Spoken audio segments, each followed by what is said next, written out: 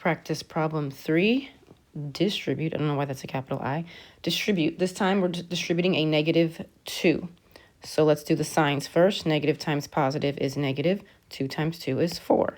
Negative times negative is positive.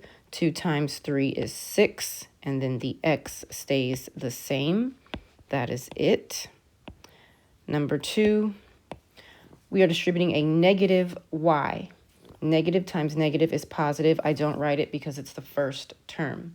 And then I have a 4 and a y. They just come together. The number always goes first, so you wouldn't put y4, okay? Then I have negative times negative, that's positive. Remember, there's a 1 here. 1 times 2 is 2. And then I have a y and a y for y squared.